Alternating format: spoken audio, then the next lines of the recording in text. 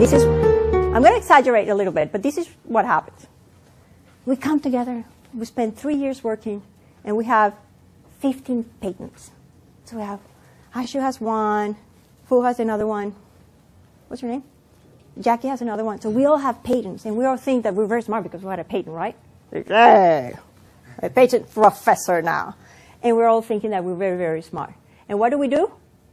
We protect our intellectual property. That's mine. Don't mess with me because I'm the smart one. What did we do? Just do? We had a sense of accomplishment. That's the achievement. That is common to brainers and to gainers. We feel good about ourselves, or about our little group, about our patent. We feel good about that. And forget about collaboration. We are protected. Nobody can use it without our permission. Nobody can challenge that because it's our intellectual property. And what happens is that as we go through the challenges to overcome the difficulties of doing a new, a new enzyme, a new model, engineering model, we start building up confidence. If it's easy, we don't have any confidence. The harder it gets, we have higher confidence in our capacity to think and to be smart. Does it make sense? Yeah. So we're smart. And then we go, and after we've achieved something that was hard, we want to be recognized. We want other people to use it. Now, this is when it gets very, very hard. The smarter you are, the harder it gets.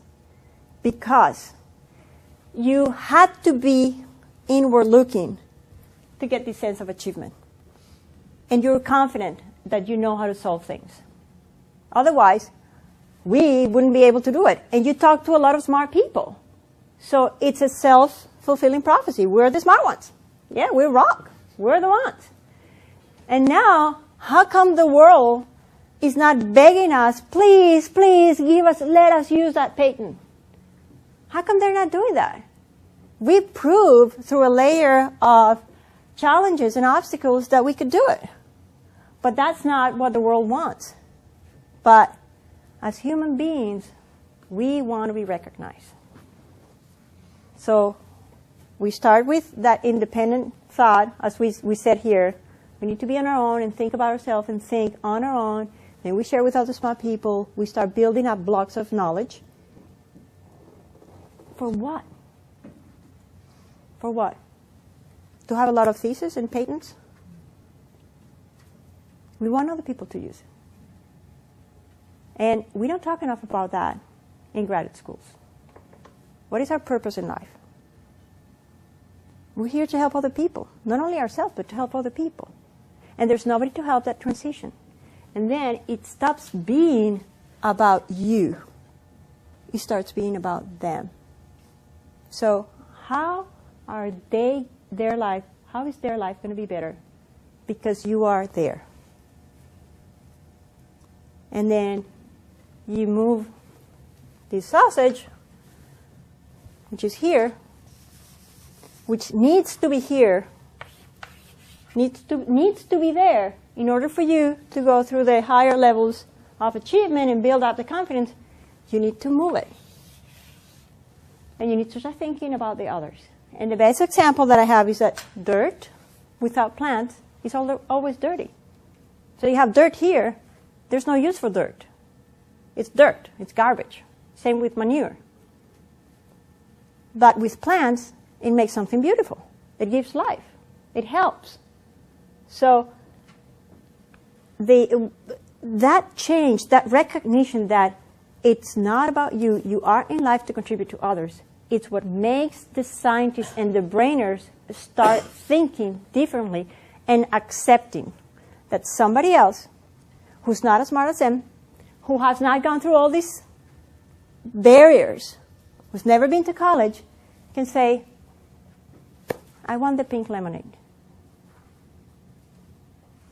And it's the same feeling of, I want to be useful to the world by creating knowledge. You just put your glasses and see at a human being in the other side needing your services.